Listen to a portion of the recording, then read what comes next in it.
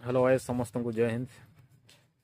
आज सीआरपीएफ विषय किसी कहवा लगी चाहिए। प्राय पिला समस्ते सीआरपीएफ रे जॉइन करवा लगी दर्शन कहे अधा पिला जॉइन हला परे भी जॉइन नहीं करन आउ ट्रेनिंग चालू थिवा टाइम रे भी छाड़ी कर पलासन। एक्चुअली सबकर गोटे भूल चिंताधारा अच्छे जे माने जॉइन करवा लगी डरबार नहीं ना। रिस्क तो रही सबू पोस्ट रे डिफेंस लाइन रो पोस्ट रे सब प्राय पोस्ट रे रिस्क रोचे।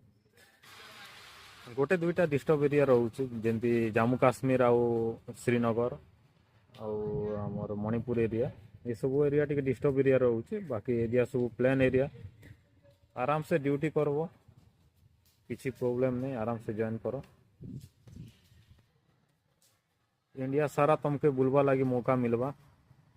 आउ सैलरी भी बहुत बढ़िया अच्छे। बाकी पोस्ट देखा गले सैलरी भी अधिका सैलरी रोचे सीआरपीएफ रो। आउ रिक्स अलाउंस भी रोचे। प्रमोशन भी तुम चाहले 3 वर्ष डिपार्टमेंटाल एग्जाम दे करी प्रमोशन नहीं पारब।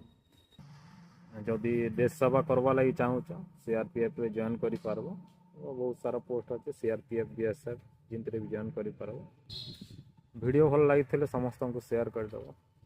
समस्त को जॉइन।